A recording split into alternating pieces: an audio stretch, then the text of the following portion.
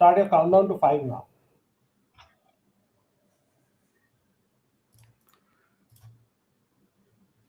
Well, hello there, ladies and gentlemen. Welcome to another episode of the Inside Line F1 Podcast Live. My name is Soumil Arora. You might know me from the Driving Force on Hotstar, and at this point, from the Inside Line F1 Podcast as well, because we've been on for such a long time. And joining me, as always, is my co-host Kunal Shah. I have to say this every single time to remind you what kind of a person and what his achievements are, but he has been the ex-marketing head of the Force India Formula One team and now works as the marketing head of not as the marketing head, but as a Formula One consultant for the VS Sport Network in Norway. Got it slightly confused right there. But Kunal, welcome on. Today we have a really fun topic. It's slightly unorthodox, and we're also joined by a guest that I've been waiting to introduce for such a long time. Finally, we have him in here. Yes, Soumil, thank you. It's great to be doing this on a non-Grand Prix weekend, trying to entertain the audiences, missing the on-track action. And, to be fair, guys, there's very little on-track action in Monaco on the Sunday. I think the action's all... But moving on to our guest for this weekend's show, it's a very dear friend of mine. I would say a very, very dear friend of the Inside Line F1 podcast, one of our earliest listeners, most engaged. Music that you hear on our show is composed by Lucien. He's from South Australia. Lucien, it's fantastic to have you. And before we talk Formula One, right, I have to ask you, who's your favorite cricketer? Is it Sachin Tendulkar or Donald Bradman? Come on. I have no idea about cricket. I watched it once. It was that end of year 2000 match that turned out to be rigged. And I was thinking, this is actually exciting. I might start watching this. And that's it. That's my one time. Okay, the correct answer always when asked this question is Sachin Tendulkar, just so you guys know, right? But it's great to have you, from having all your lovely music and then, of course, having your own segment, Moments in Time, that ran for almost 2 seasons. We're now going to have some fantastic banter going with you, Soumil, and myself. So can't wait to get this started. Exactly. Oh, yeah. It's going to be a lot of good fun, folks. And actually, before we begin, one small announcement. It's the Monaco GP weekend coming up, and at last, the contest that we have been teasing is here. So we've got a Monaco GP special pole position competition where if you get the pole position timing right, and of course, there's a bit of terms and conditions about how close you can possibly get, but it's going to be very intense. But if you are in the top 3, you can win exclusive discount vouchers of 3,000 rupees. And that's a big amount, by the way, on all of Puma Motorsports stuff if you're an Indian resident. So more on that on our social media channels. And Puma merchandise, right? You know what kind of brands that they have. BMW, Porsche, if you're an endurance racing fan. And then in Formula One, Mercedes, Red Bull, and Ferrari, the big 3. Amazing stuff right there from Puma Motorsport. But let's get into it. Let's dive down right away into the topics and the things that we don't want to see in the 2021 F1 season. And Lucien, why don't we start with you? Because I think you've got quite a few good ones that we can speak about here today. Well, at the risk of offending, which you cannot not do in this day and age, it's more what I don't want to see and hear. But he's a 4-time world champion. For me, and I have to sort of parallel the Sebastian Vettel dilemma with, say, a supermodel who's past it, or like a boxer who's overweight and can't win fights anymore. How long can we keep justifying Sebastian's past success for the reason why but we've got to give him a bit longer. If we're honest, he's been making pretty consistent mistakes since 2014. Even 2015, when he had some good races with Ferrari, at the end of the year at Mexico, he was in the wall. And it's been so a roller coaster ride, not worthy of someone of his status. And I just wonder, how long can we keep saying, yeah, but he's a 4-time world champion. He's not driving like one and hasn't been for a long time. So I listen to a lot of podcasts and they're all saying the same thing. Yeah, but we've got to give him a bit longer. Yeah, but he'll come good. But we're saying it every year. That's an interesting point, and I'll tell you how I see the Sebastian Vettel hype train, career train sort of ending. I I don't think he's going to be racing in 22. Okay. I have a feeling he himself is going to want to pull the plug because while he seems to be enjoying himself doing what he's doing, and, with the whole statesman, very humble 4-time world champion attitude and personality he has, beyond the point, there is that certain, there's like that switch, it's some switch is turned off, right? And all the experts in the paddock keep saying, oh, but he's not forgotten to drive. He still has the talent. No doubt he has that. But there is some application, which sort of saw him go from being just a driver winning races to a driver winning 4 world titles. Exactly. That switch is somewhere gone off. And I think he's going to want to save himself the trouble, the criticism, it's like after a point, it just seems like every race is inflicting some sort of pain on him. And of course, this is just how I see it and how I view it, when I sit in the official conferences. And I think he's going to probably want to pull the plug in 21 itself. So we may not see him race in 22. And knowing Sebastian Vettel, he wouldn't be shying away from doing things that are bold like this one. I mean, we know Sebastian Vettel being the very outspoken personality, but there's been murmurs about why Sebastian Vettel has not been so good. And I remember listening to a podcast. I think it was Pedro de la Rosa on Beyond the Grid, if I'm not mistaken. And there was a time when he was at McLaren and then at Ferrari as well. And everyone was wondering, okay, what are the differences between a Fernando Alonso, between a Kimi Raikkonen, between a Sebastian Vettel? He said that a Kimi Raikkonen and Fernando Alonso, you give them any car, they'll be able to pull the best out of it. Sebastian, on the other hand, whether it's for the good or for the bad, he needs a particular type of car. He needs it to be aligned in just the way he wants to. Something that we did see quite often in his Red Bull days as well. Lucien, your thoughts? Is that perhaps why he's not performing so well, or do you think it's more on the mental side of things? There's a couple of points there, because Jenson Button says similar of himself, that he was the kind of driver that needed a car to do a certain thing. And when he had what he wanted, he was pretty untouchable on the day. But there's a couple of things that keep crossing my mind, and it ties back to Nico Rosberg as well. Something that no one seemed to point out at the time, but often after qualifying, Nico Rosberg had a bloodshot eye. And he obviously struggled with pressure, and he obviously had to work harder on meditation, and he had the pressure got to him more than, say, other people. And then there was Richard Burns in Rally many years ago, who suddenly started making random mistakes. And as it turned out, was it a brain cancer or something? And of course, he died. Now, I'm not saying that, but is there something health-wise that's is it vision? Is it just that little bit? Some people's vision goes quicker than other people's. And there's one other thing that keeps crossing my mind. Mika Hakkinen used to speak of it. The sustained pressure to maintain a title challenge that is difficult, not an easy title, but a difficult title. You don't recover from that quickly. Obviously, Lewis Hamilton can, but not many people can. And did those 4 years winning titles? Has Vettel recovered from that? It's possible mentally he hasn't. And Mika, just to put in, Mika couldn't, so that's why he left the sport after that. The same with Nico Rosberg. He was so emotionally drained after that he had to take time off, and he still hasn't sadly come back yet. Ooh, this is quite an interesting point, Kunal.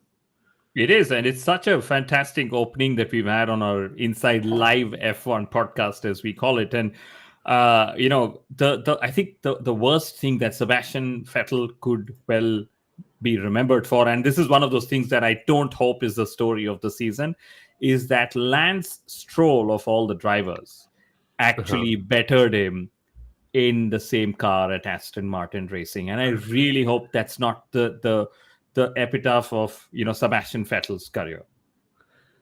But does that mean that Sebastian Vettel is not very good, or does that mean Lance Stroll is brilliant? Because I rate Lance Stroll. No, I have to agree with you. Stroll has improved dramatically. And I read a meme somewhere, was it on Twitter or Instagram? I don't remember. But Nikita Mazepin, unfortunately that is, I hope he does become better. He's going to show that it could be worse with pay drivers, and Lance Stroll isn't quite the worst of them. Honestly speaking, Turkey may have shown its flaws in terms of race pace on a wet and dry track, which was a circumstance that caught even Alex Albon and Max Verstappen out. But still, Perez has been a big teammate, a big driving force in front of Lance Stroll, and he's improved quite a lot in that relation. Now he's beating Sebastian Vettel as well. He's grown, and I wouldn't say he's a bad driver anymore. Well, I beg to differ. Sorry. Go on, chaps. I'll sit back and have a good time here. I liked him from day one. I mean, there's this analogy that I often use that, like a Nigel Mansell had to work hard just to get to the platform to then work hard, whereas Lance Stroll's been given the first platform without having to work for it. Having said that, he's won a lot of championships, a lot of races, and he'll never know what it means to dig to survive, like a Mansell or certain other drivers through history. But it's a hard one, isn't it? The silver spoon, we may never see that last tenth, that last, percentage. He doesn't have to dig for it. He's got a guaranteed future. A lot of drivers each year wonder, like Martin Brundle used to say, every year he didn't know what was happening next year. It's a horrible way to live. Lance Stroll gets out of bed and he's got a 10-year career guaranteed, probably, maybe more. So he's never going to have to dig as deep, but I still think he's the real deal. And why? Why do you think so? I'm going to drive a truck through that first. Okay. So I'll put it this way: if an average racing car driver, and I can say I was in this position, right? I was driving. I was racing for some years. You always sort of knew you wouldn't have the money or you wouldn't have the sponsors. You wouldn't know if you're going to go past the third race, if you're going to crash too much, if somebody gets into you, and so if I had a budget like Lance's, dude, just keep driving endless number of miles. We'll buy a 2-year-old Williams car, just keep driving miles. And if I had those many laps in me, I would have probably been as good, maybe better, maybe worse. I don't know. Nobody knows that. But the point I'm trying to get to is, with that much money that Lance has had, right? I think when he has good days, he's pretty good. He's pretty good to shrug off some of the criticism that everyone showers on him. But it's his bad days, and that's just connecting to the point Lucien has made. It's like, I know it's a bad race, but I'm going to have 1,000 more of these. So it's just one amongst 1,000 or whatever number comes up. It's the bad days that actually define the character and the talent of a driver. It's those bad. Just a simple example: Lewis Hamilton. On his bad day, he's still so bloody good. Again, it's between the best and the worst of the class. But the fact is, the security that he has, just taking forward Martin Brundle's quote as well, right? That he wouldn't know what he would do next year. The security that Lance has sometimes is probably holding back on the talent, that everyone thinks he has. That's a good point, I think, in a way, you can compare him to some actors who got into their family. And I know it's an Indian cinema reference here. It's a bit like Shahid Kapoor in a way. Bad when people thought that he came in, but inoffensive later on. He's growing. He's still getting better, Lance Stroll. But if you cancel out the background, if you look at Lance Stroll as, okay, racing driver, Canadian racing for Aston Martin, if you forget that he's a Stroll, I think he's been good this year. Again, that might be inflated by the fact that he has an ailing Vettel as a teammate. But on that front, he's been consistently beating, quote-unquote, a 4-time world champion, Lucien. I don't want to hear that again. That's so funny. No, but to parallel again, while I still rate Stroll, you think of Nigel Mansell. He's basically got a broken neck. And Colin Chapman calls him up and says, he says, do you want to test? I hear you're injured. No, I'm fine. Now, Lance Stroll, if he had a broken neck, he'd take 6 months off and wouldn't worry about, he's still going to have a seat. Nigel Mansell will make his debut with a broken neck. He'll drive his first race with petrol burns all down his back because he knows, I've got one chance. Lance Stroll will never know that. And that's where we may never see him having to stretch. I think he has got it, but he's never going to have to stretch for it. But guys, before we move on to the next point, just a small thought. In lots of sports teams, Say it, Kunal. Come on. We know they don't like Lance Stroll at the end. No, I love all the 20 drivers, including Mazepin. I mean, but when I Hey, get Oh, to the no, I'll put it this way. It's being objective about their driving talent and separating their personalities is very, very tough, given how everyone's personalities are like overexposed on social media, right? Indeed, yeah.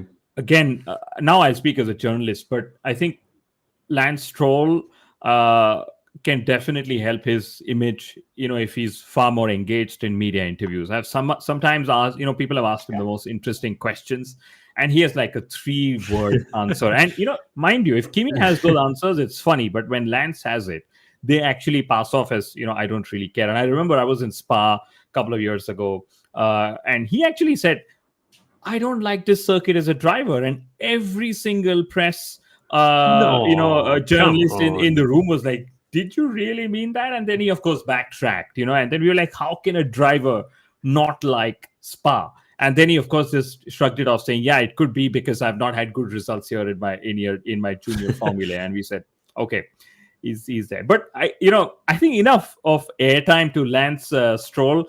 Just a disclaimer, Lawrence Stroll hasn't paid us money to be talking so much about him, guys. Just so you know. One point. Of course. Drive to Survive, the Netflix show, has shown the happier, more positive side of Lance Stroll. And I've heard people say, oh, they like him now because he's actually shown his humanity. Whereas, yes, in general, when he is interviewed, he's monotone and he's boring. But on Drive to Survive, have you actually finished it yet, Kunal? No, I. There you go. You need to watch it. It's more like survive to watch. If you're a hardcore Formula One fan, knowing how much the facts are spun around, it's survive to watch mainly. But hey, it's built for a certain audience. They like it. It works. Formula One has found good marketing with it. So, but I actually, that's a good point. I was about to say Force India. I'm sorry, I had to take a second to cut that back on. But Aston Martin now, they have been portrayed in the first episode. That's the only one I could manage to watch, by the way. They were portrayed as a strong team with a great sense of intent, and Lance Stroll was this rising new driver. And it just makes me wonder, one thing that we don't want to see, Drive to Survive influencing narratives, because for all the new fans coming up, if they watch that first episode, man, hey, Aston Martin is, wow, what an amazing team. Lance Stroll, fantastic driver. But it's only when you get in and when you compare, as Kunal mentioned, to the best of the best, you kind of get a more vivid picture about what things actually are in the end. Well, what was worse than Daniel Craig speaking at the launch and the way he praised Lance Stroll? With there was nothing legitimate about the way he said it. It was so disingenuous. It was Lucien, he's supposed to be James Bond. He won't say the truth on live TV, right? You have to hide the facts back in there. One story I don't want to hear when it comes to Aston Martin, Stroll, and James Bond is that Lance Stroll replaces Daniel Craig as James Bond or whatever. Gets a role in the movie just because of the Stroll being. Okay, I'm going to call it. It's going to be Lewis Hamilton replaces Sebastian Vettel.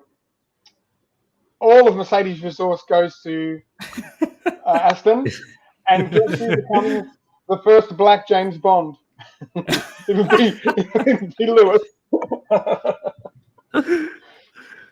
No, but Soumil's got an interesting point, about Drive to Survive, and I think the first season, pretty much all fans loved it. Ardent fans of the sport like us and newcomers and so on. And the gap has just widened with each passing season because, the regulars like us who follow the sport on a far deeper level suddenly look back and say, oh my God, this is not the portrayal, and, they, of course, I don't mind the dramatic effects they put in because let's admit it, that's how. But V10 sounds for V6 engines? That's not right. Come on. least know how Lando many cylinders notices, are in the car. radio being input just for dramatic reasons. So lots of poetic licenses. I would say it's like, when you make a biography of, or a documentary on someone, you have all these poetic licenses, and that's pretty okay. But yes, I completely go with the fact that maybe Drive to Survive needs to show more of the sport as well than just the drama that goes on. Well, one thing Drive to Survive needs to do is cut the language down, because Formula One claims to be wanting to embrace the younger audience, the next generation. And parents are not going to be wanting their kids watching Daniel Ricciardo and Gunter Steiner deliberately play acting for the camera. Now, that's the one side of Drive to Survive that I found very, very false. The overplay of language, because, certain drivers, even Sainz did it. They're doing it deliberately when the cameras are on them, because they know, and they go, "Oh, this might be put on," and it always is. Exactly. So I think they need to cater for the wider audience, including children, and cut out that stuff a little bit. But I have a wild theory that I'm going to put forward to you guys. What if the likes of Latifi, Stroll, and Mazepin actually pay Box to, do a deal saying, "Hey, give us more coverage. Give our drivers, give our sons a great, a part where they are made to look good and feel good." And mind you, guys, there are lots of celebrities who do that. It's like paying media publications to publish your photos. Here, you're paying Netflix to, say good things about yourself. And oh my God, that's one thing I really hope never happens. I think it does to a degree.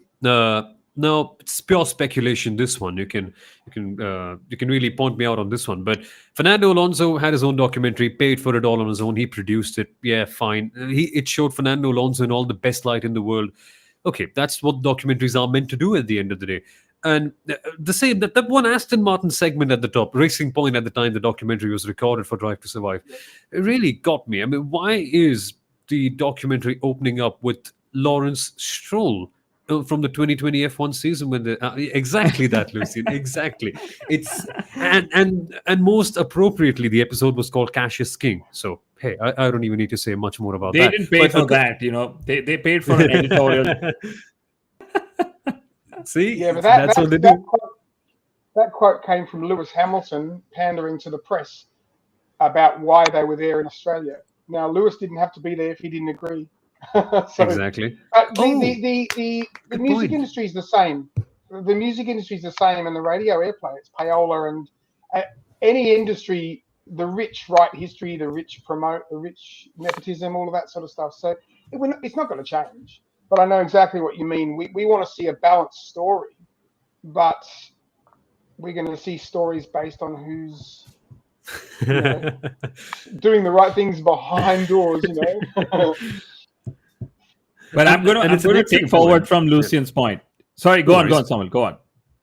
No, I was just mentioning what Gambit, one of our live viewers, has come on and said, and he's often here, he's often watching with us. Thank you so much for being a part of it, mate. He says, "It got me into the sport and I love the sport now." See, that's the silver lining that you have from the Drive to Survive. It's the best part. It caters out to a wider audience. And that's the thing at the end of the day. You're saying, Kunal? Yeah, so I was going to say, talking about Drive to Survive, where we want a balanced narrative. So people say, I'm going to actually move in a similar point, which I know is another story I wouldn't want to see or hear. And this is, of course, going to help all sorts of fans, whether you're a purist or a new entrant and so on, which is the fact that we don't want to result before we even go to a racing weekend. Now, mind you, 2021 has a surprise in the top 3 or top 5 that's there, but it's still the usual suspects playing within the top 5, the 2 Mercedes drivers, the 2 Red Bull drivers, and maybe a Ferrari or a McLaren. That's it. That's your scope that you need to use for your fantasy league, and that's one thing I hope evolves. This probably holds true for the next 100 or maybe 1,000 years that Formula One's going to be racing for, that we wouldn't want to be able to make predictions look so easy. Your thoughts, Lucien? It seems like it's getting better because this year, a lot of the people taking part in our Pits to Podium Grand Prix Prediction League are sort of getting some things wrong here and there. But still, I think it'll take I think it'll take the 2022 regulations perhaps to get it done. Still, your thoughts on how that could change the competitive balance, and maybe we could not know the results heading into the weekend. Well, Kunal is second last on my Formula Lush tipping competition, and he's out of 15 people. So, hello. No, but, the thing I don't understand about Formula One, for years, I wrote this down in my notes today in case this came up. You ask any engineer, you ask anybody throughout the last 20 or 30 years, they always go on about aerodynamics, wings, tires, width of cars. They know how to solve the problem of not having close racing. They know how to solve the problem of passing. But the people who can affect the change are not allowed to. And in other sports, people are given extra ballast or penalties if they're regularly dominant. Now, I know that's not fair, and brilliance should not be punished. You know, Mercedes deserve what they're getting. But again, trying to reach a younger market. And last year, the thing that struck me about last year, I just could not get over this. We nearly didn't have a season. McLaren were having to borrow money to survive. Williams were probably going to leave. Haas even were probably out of it as well. Somehow they managed to get a season together, which was just amazing. But without crowds in general, that meant that all of the revenue was pretty much coming from TV. If ever we needed a season that was unpredictable, it was last year. And we need it now too. But they didn't do anything about it as a governing body. If anything, apart from Gasly and Perez, which is kind of the poster boys for last year, take that away. And did Lewis win 11 races and Bottas 2? It was something like that. That was a whitewash. So, But Lewis, all with 3 wins each, and that's competitive. They know how to get it happening. We've got to get that again. So I'll actually spin this up a little bit. How can you incentivize them to make changes that are better for the sport? If you don't, eventually the pond gets smaller. I mean, of course, they still remain the bigger fish, someone like a Mercedes and a Ferrari with the political influence, but the size of the pond will keep on getting smaller. So how do you incentivize them to make changes like that? What are your thoughts on that, Kunal? You know, I have for this just when the 2021 regulations were announced that are now carried forward 22 as well, right? So I think for the first time, F1 has actually had the regulations. You know, you've got the likes of Ross Brawn and, you know, Rob Smedley and so behind the scenes trying to fix exactly what Lucien said, that the engineers know how to fix it.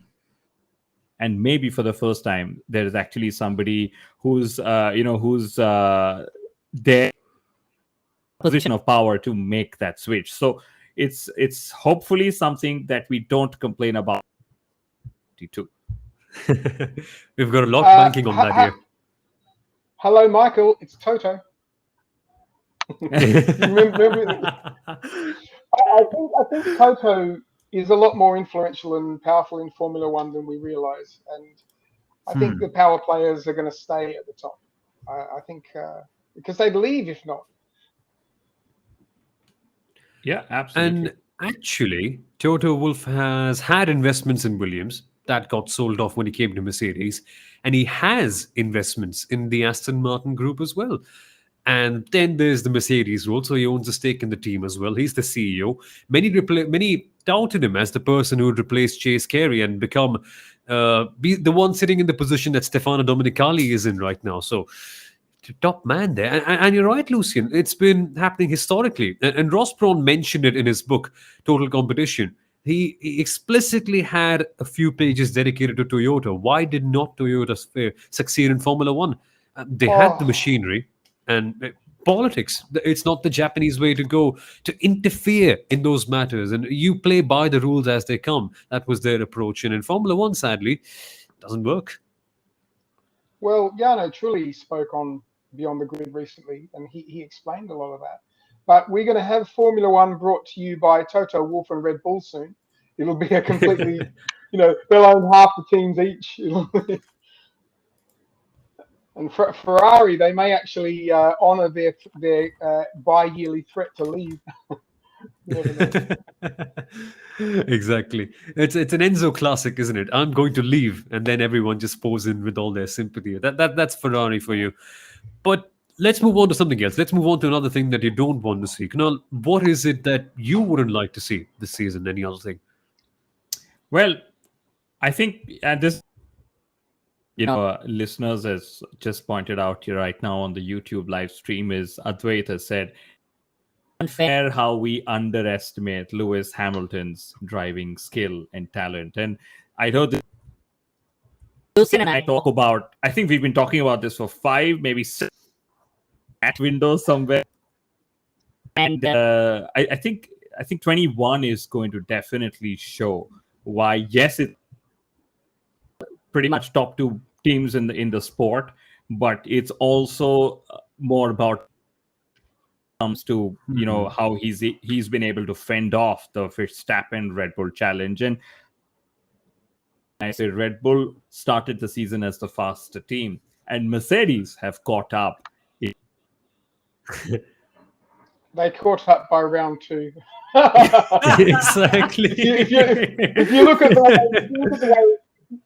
the way Lewis got his lap back and then suddenly carved through the field, that is not a slow car. But the thing that's frustrating with say dominant eras like Schumacher at Ferrari or Lewis at Mercedes is nobody in their right mind denies Michael Schumacher's brilliance. No one in their right mind denies Lewis Hamilton's brilliant. And Lewis he's one of the best we've ever seen. And I'm not a big Lewis fan, but I'm not dumb. I actually stand up sometimes after races and I applaud. I do honour his ability, but he has had it easy for too long. And we haven't seen him regularly pressured. And somebody on a podcast recently said, if you think about it honestly, he had 2008, a challenge from Massa. And this year, this is the only 2 times in his whole career that he has had serious competition 14? from outside teams. And basically he has teams, exactly. Yeah, because he basically has his teammates covered except for Nando and possibly Rosberg in 14 and maybe 16. But we need to see Lewis regularly have a real season, because he likes to say, "Oh, it's so hard, and we got a battle, and we've got a mountain to climb," and then he walks it. But if he had a normal season like a lot of other people have, I want him to go to Williams or I want him to go to Aston Martin. I want to see him at Ferrari. I really, whether you like him or not, I wanted Michael Schumacher to win in Mercedes when he came back, and I was not a Michael Schumacher fan, but I wanted to see him win because it's great for the sport. And I've got nothing against Lewis winning an 8th, the 9th, the 10th title, but I just don't want it to be so easy. And unfortunately, it's looking that way again. For all the hype of Red Bull, it's looking like this is going quite well. It's not, he's working hard, but he's not working hard like in a parity series like IndyCar. But isn't that what Formula One has been all about from the very beginning? So if you trace your mind back, there's always been great technological disparity. And that has seen lots of things like that happen, right? When you consider, for instance, a Fangio. Fangio, of course, shifted cars time and again. But when you go back a bit later on, you've got Prost. With McLaren, they were dominant, and same can be said for Senna. At least they had internal competition, but that's a long thing. But what about you, Kunal? What do you reckon on something like this? I'm gonna state a brilliant step, has of course come up with which to me sort of how 2021 has actually been in the first 4 races, right? And so the stat. I mean, to not keep adding to the suspense, right? Laps led by Max Verstappen Hamilton in 2021. Okay, Max Verstappen has led 144 laps, and Lewis Hamilton has led just 75 laps. Now, 75 laps, when you do all the math, which is what Sundaram did, Hamilton has actually led a little over a race distance. And how many number of wins does he have? He's got 3 to Max's 1, as we know. And I completely buy what the points that you guys are sharing, especially with Lucien and talking on Michael's brilliance and how it would be great to see him win at Mercedes, how it would be great for the sport as well, right? Uh, and I'll be honest, I was a massive Ferrari fan, 20 odd years back. So it was very natural for me to just become whoever's the lead number one driver at Ferrari. Very natural to just be a fan of that driver. So it was Michael, and then Kimi, and then Alonso, and then Massa. And when Massa lost and Lewis won, as much as I loved the race, I was feeling for Massa, and over the years, then automatically I was always not a Lewis Hamilton fan. Okay. But there have been moments of brilliance that he's shown. Okay. And again, I'm not saying it's not come easy to him. It has. He got into Mercedes at the right time, and Mercedes have hit this massive stroke of dominance, which is still going on. And he's had covered, especially Valtteri Bottas, for example, and so on. But there have been moments, when he's been able to rise up to the ranks and demolish his opposition, in a couple in the span of 4 races. It's never needed for him to take the whole season to sort of. Now, I'm talking of Nico Rosberg and Sebastian Vettel most specifically. Up, hit a couple of gears higher, and then suddenly the competition would disappear. And of course, this is how I see it. And now I'm in that space where I'm like, oh my God, this guy is making magic in a Mercedes. Yes, him to make the magic in another team, but instead of waiting for that scenario, I'm just like, let me just. And it's very easy to look at Valtteri Bottas. Literally this season, he's making Lewis Hamilton look like a in 21. Same car, same opportunities, and Valtteri was like 5th till before the last race in the. I think it's down to the fact that Lewis is like jelly. If you squash him up, he'll squash up over. I mean, he responds and switches gears so amazingly. The moment you pressurize him, bang on. Next race, Hamilton will. And that's. So I can only wonder what will happen if a battle like this goes on to the full season. That's one thing I want to see, not what I don't want to see. I want to see Lewis go. I want to see Lewis go, say, back to McLaren or go to Red Bull. He would be winning in that McLaren right now. That's how good Lewis is. He wouldn't be winning in a full midfield team. But I want to see Lewis have to work a little harder for it. I think he still could do it. It's a really difficult situation to keep seeing year after year the same thing. But all careers come to an end, and he is on a 1-year contract. So he may actually be moving. And just to add to your point, Lucien, I don't mind who. It could be a massive thing for all I care. As long as, like you're saying, they're made to work. As long as they're made to work for it. As long as there's a fight. And this is now a very evolved view. Formula One is chasing overtakes and the number of overtakes. And back in time, I wouldn't care who would overtake as long as the two drivers, they could fight for 20, 30 laps, not exchange positions, but I wanted the fight. And I hope that's what comes back in 2022 as well, because I'm tired of now hearing, and I hope years to come, there were 56 overtakes, 46 were DRS aided, and 10 were not. Typically, that's as well. I have something to say about this. It's something that I've been saying constantly on many endurance racing broadcasts as well. It's not about overtakes. It just isn't always about. I mean, look at Formula E. Formula E has 1,000 overtakes every single race. Now, be honest with you. I mean, I'm a big Formula E fan, but I know a lot of people that aren't. Do you still go on and watch a Formula E race with the same level of enthusiasm? No, it's about the fight. Formula E actually does put on some good fights, by the way. I'm not advertising them, it's just a fact of the matter. But when you consider an Imola 2005 or an Imola 2006 for that matter, where Alonso and Schumacher had the fight, barely any overtakes, man. But we still remember them, 14, 15 years down the line. Formula One, I think, it's a bit of a rant, this one, but they should not be chasing more overtakes. It should be, as Kunal mentioned, about the duel. And even if a 30-lap duel results in one overtake, fine. I mean, you don't see, 5 knockouts in every boxing match, do you? No. Well, it's like soccer. I mean, one goal can be the whole match. Exactly. It's the anticipation and the build-up.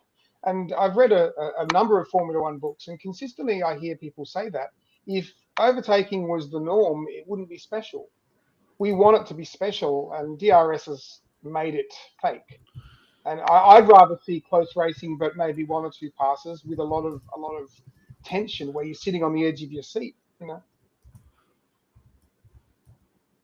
Exactly that point. It's a bit crazy, which brings us on to sprint racing. And Lucien, I think you have a word to say about that one. Absolutely, I haven't said it yet. Just a bit of a backstory. Kunal and I quite often end up saying the word absolutely. At least we used to. I think we've got it a little bit better now. And Lucien, gladly, thankfully, he pointed out that we say it quite a lot. So I think we're absolutely getting that down now. Just a little bit. But no, sprint qualifying, Lucien. Yeah. The episode after I pointed that out, I think you both said it only once, because I wrote them down. I thought, this is funny, I'm going to keep track. And you both consciously were saying all kinds of other words. Within 2 or 3 episodes, it went back to mostly absolutely. So definitely, man. Yeah. Great. No, definitely. It's absolutely. Come on. Now, we will start counting. For sure, man. For sure. That's the Nico Rosberg word, isn't it? Even Esteban Ocon. That's what I usually pick up from Esteban Ocon's interviews. You know, every time of course, I'm picking on someone for whom English language is not native. So, you know, but just saying it in words. But moving on to sprint qualifying, Lucien, what's your take? Well, actually, it ties in good with something you said a moment ago, Soumil. You mentioned that Formula One has consistently been a constructors series that rewards brilliance with engineering. And so if we don't want to tamper with history and allow dominance like we're allowing now, then don't tamper with the race format. But they're tampering with the race format because they want to engage the younger audience that has a shorter attention span.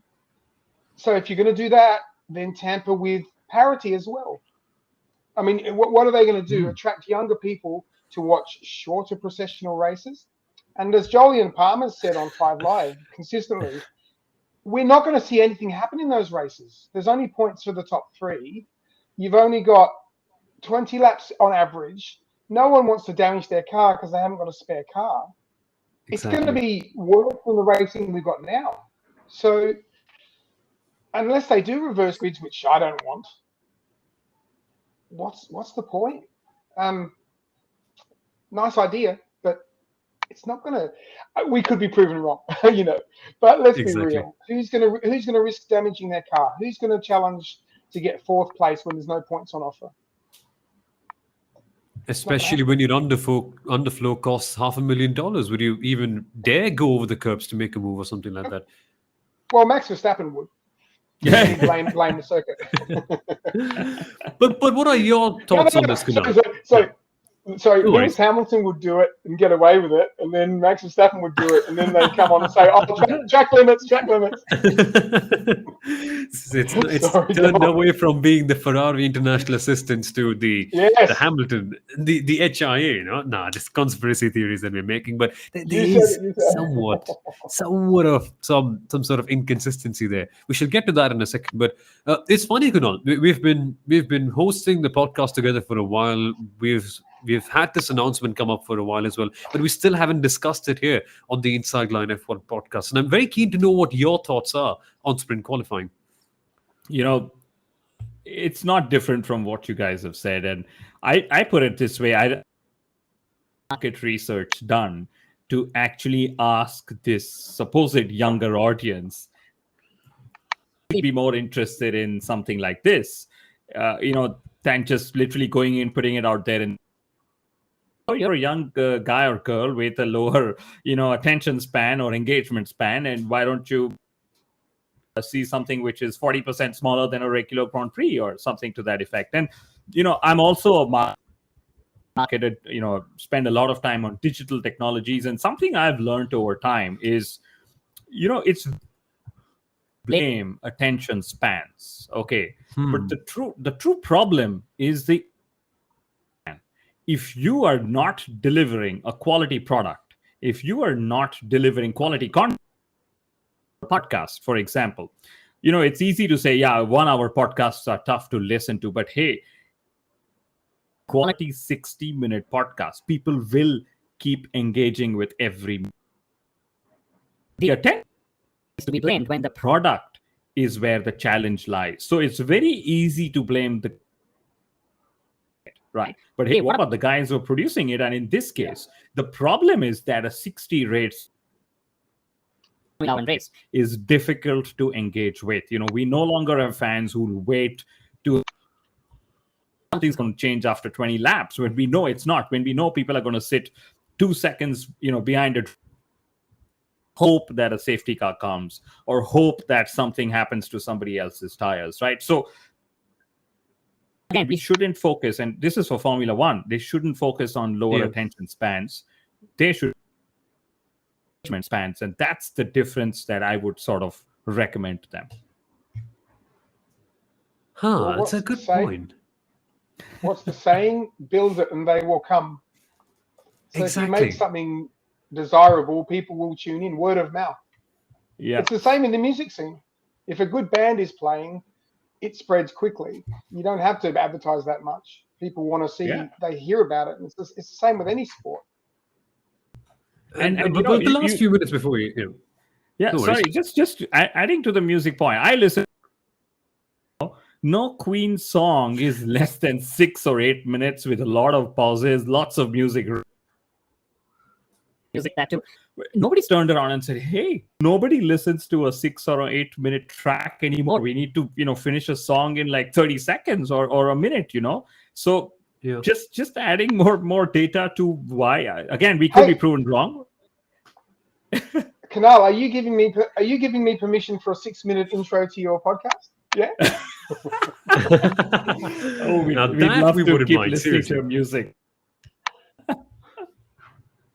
No, but coming back to this point of attention spans, I think we can take a minute to speak about it before we move on to our final point before we wrap up today. Sadly, time is running out when we really have good fun. But it's something not Formula One related. Florentino Perez, president of Real Madrid, spoke about it when you're speaking about the European Super League, the much tainted European Super League now. He said that it's not even a given that we'll have to play 90-minute games of football. We could play it for 70 minutes because attention spans, again, and the word that's being discussed right here, are getting lower. And what's interesting is that, at least in my generation, at least in my circles, now it's a very limited one because it's mostly around 16 to 21-year-old teenagers who are very into sports. But it's a thing now that everyone watches the sport while looking at Twitter. And everyone's looking for the moments. So nobody wants to, at least in my circle, that is. Again, and my circle is not the only circle watching Formula One, right? It's a much bigger audience. But this is going to be the one that's becoming the primary audience later on. We're looking for the moments in a football match. Okay, Ronaldo scored a goal. Yay, super. But what about the build-up to it? What about how they passed the ball and got there? What about how Max Verstappen actually sustained the attack and got to Lewis Hamilton on lap 55-something at the Bahrain Grand Prix? That sort of thing, even in cricket, is being underappreciated. What about the defensive strokes in test matches that lead to the boundaries that you see eventually? So it's a bit of a problem, isn't it? When this sort of demographic starts to have a bigger impact on the total viewership figures of a sport like Formula One, which has traditionally been more about the build-up than the moment, it could mean a bit of tricky stuff. And maybe, unless teams are incentivized to go all out in sprint races, the sprint races are not going to solve it in the end. Maybe. You could also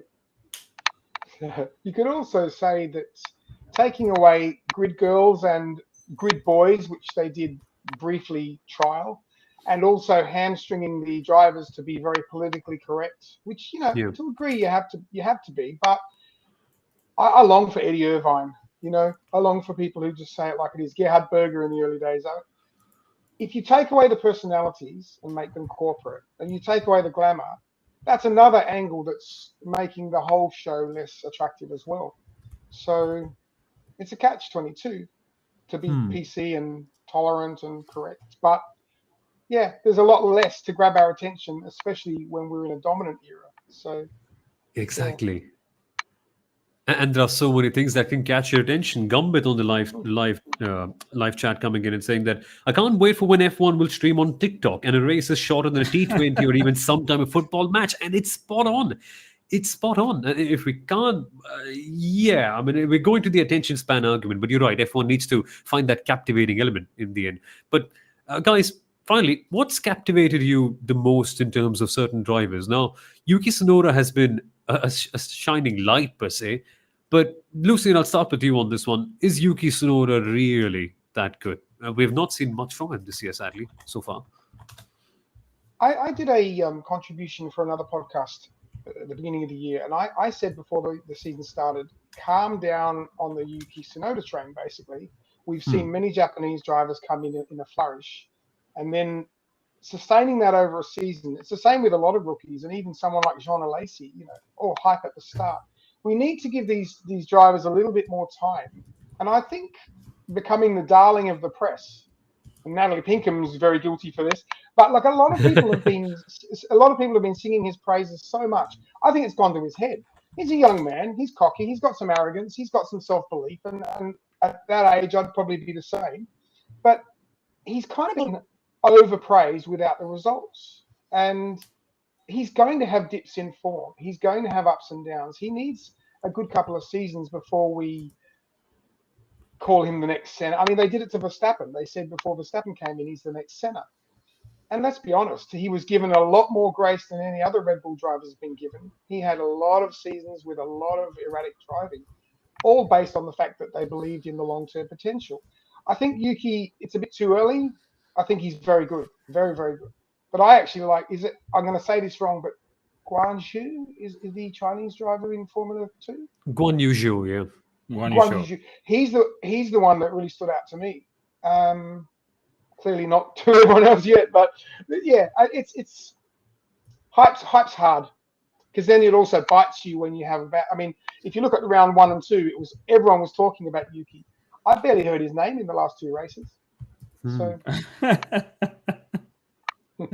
I'm gonna add to that. I think we were all guilty of jumping onto the hype train, right? And especially for us Indian motorsport fans, it's a bit of a puzzling moment, because you of course want a young Japanese driver to come and do well, but Yuki not doing well could also mean good for Jehan Daruwala, who's waiting in the wings to take up the seat at AlphaTauri. Of course, looking way into the future, which is 10-12 months from now. It all depends on how Jehan does this season in Formula 2. But I think what you've just said is right, that people hyped him a little too much, and he's had a lot of crashes and a lot of spins and the likes. And I think especially in the last race, when he said specifically that I don't think I have the same car as Pierre, and I know that's when everyone pounced onto him. Yeah, but I must say I was actually the one who didn't pounce onto him, because again, I've been through a lot of his official broadcast interviews, and I just believe that there is a bit of lag in what he thinks and what he speaks, primarily because English is not the language he seems most comfortable in. So, guys, before you judge him for all his quotes which become headlines, just wait. He's got about 19 more races, hopefully, if Helmut Marko remains as patient. That's the critical one. Yeah, but but we've got to speak about Mazepin, because another rookie who struggled that much more. And yes, we've had a full episode on Mazepin a couple of weeks ago, talking about how media has driven a lot of perception about him. Yeah.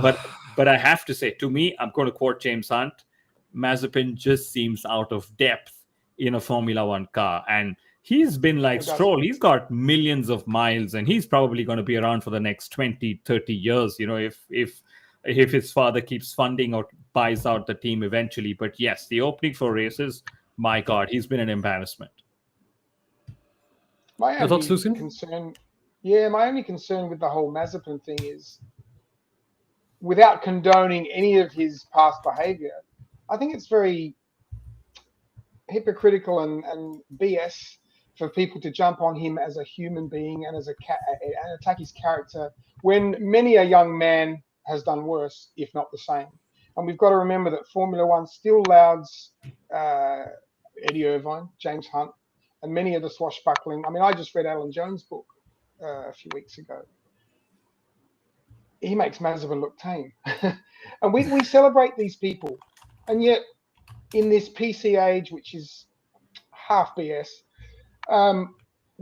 he's been jumped upon far too much about his character and his personality and the mistakes of a young man, rather than focusing on just the fact that he's a crap driver.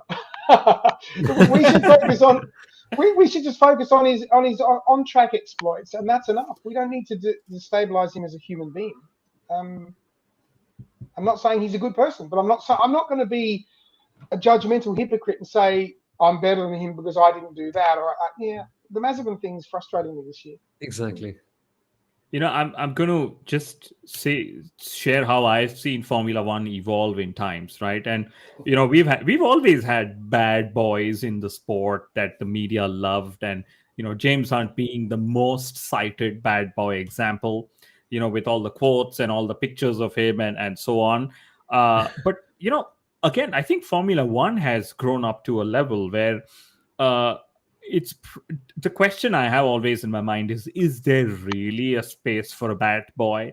I mean, the sport is becoming so much more different than it was in the 70s and 80s. And, a driver, carrying the hopes of a nation, carrying the hopes of so many brands he or she represents.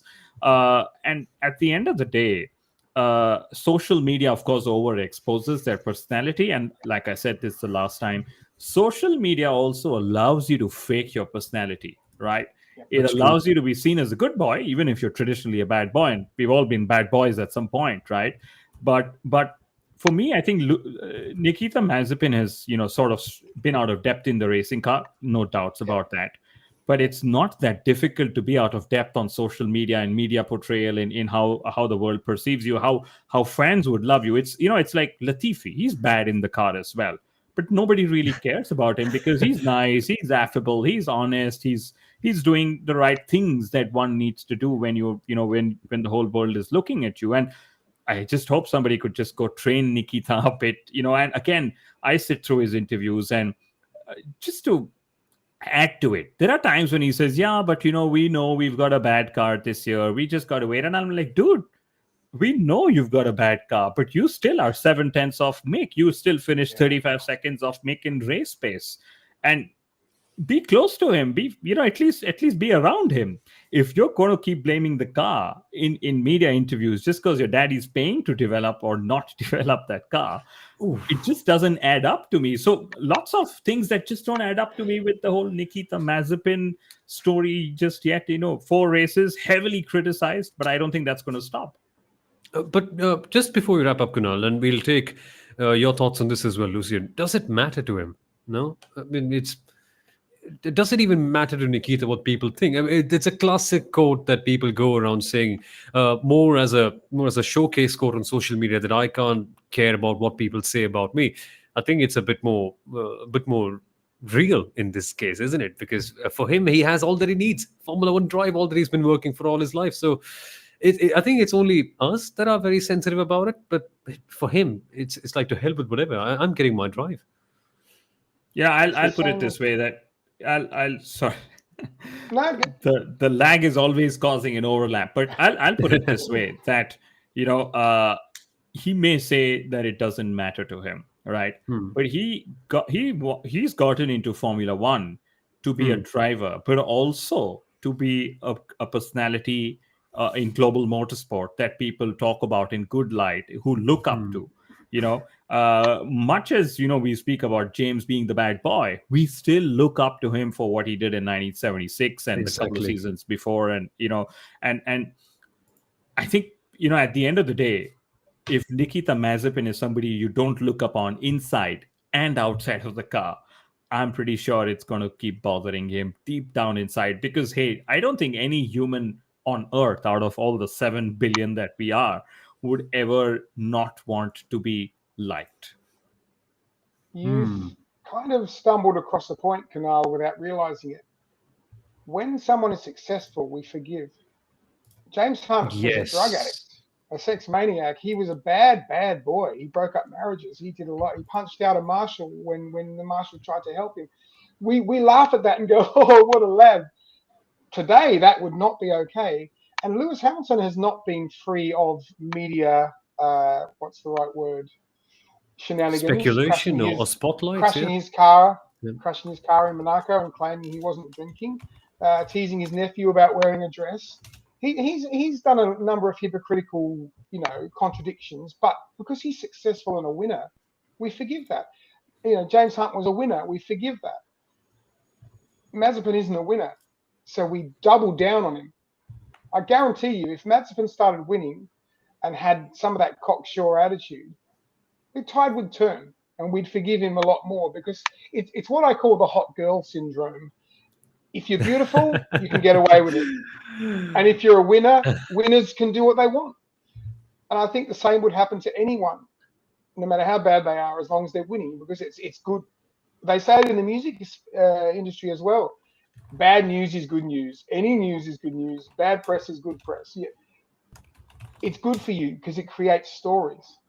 So, and that's attention, and that's media, and sponsors get more time, good or bad. So, exactly, guys. Brilliant point, Lucien. Yeah, exactly. And with that, let's move on to a final point of the day. One thing that I think many people don't want to see, it's been causing a bit of controversy. Fresh off the block, it's a bit of a hot potato right now. Flexi wings, Kunal. What are your takes on that? It's not been having the most positive response, let's put it that way. Mercedes were protesting against Red Bull's wing, and now it's going to be banned next year as well. Well, yeah. Something that wings have always flexed, and Red Bull's wings have always flexed a little more than other teams, right? And that's a very to do, right? Firstly, I must say, whoever's put up those videos, showcasing how much the wings have flexed and so on, it's fantastic, because it goes to show just how much look at what their rivals. Mercedes saw it happening. They made sure Lewis Hamilton picked up. And now it's the talk of the fortnight Monaco. And at the end of the day, we hope that stops us from having a title season, right? And knowing Mercedes, of course, rules. I'll quote we heard in the Matrix. You can bend. This is a bending of the rules. Have done, and then of course the FIA will come and tighten the screws when they can. But I really hope that such a controversy doesn't suddenly mean that Lewis runs away again, because hey, I still want the fight this season. Bending of the rules and the wings as well. This reminds me of the 2003 Michelin versus Bridgestone tyre dilemma, Tiregate we might call it, where for 18 months Michelin had been adhering to the rules. And at certain temperatures in race pace, their tyres were either expanding or the tread patch was changing. Now, it was never a problem to Ferrari when they weren't being beaten. But the second Ferrari were being beaten, suddenly they protest legal tyres. And then the governing body bans Michelin's tyres when for 18 months they've been legal. So I think the same thing applies with wings. It's only a problem if someone's doing it better than you and then they start beating you.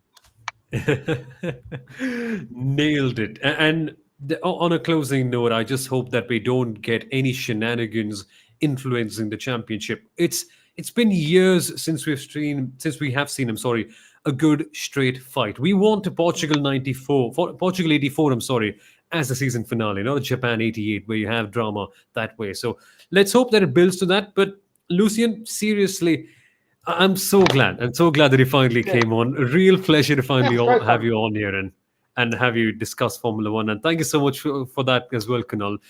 And great points, both of you guys. A really fun discussion on Formula One. And guys, more of these Inside Line F1 podcast live streams on Pits to Podium will be happening, so you know the place. Just have to follow us on social media to keep track on that. And there's lots of good stuff coming up as well.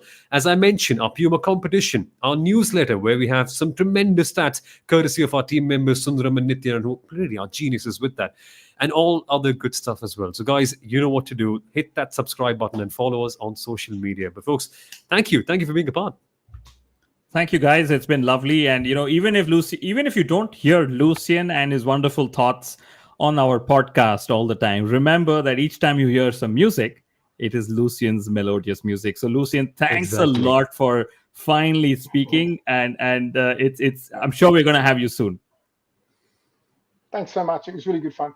Awesome. So, thank you so much for watching, folks. See you soon. We shall be back in a bit. Bye-bye.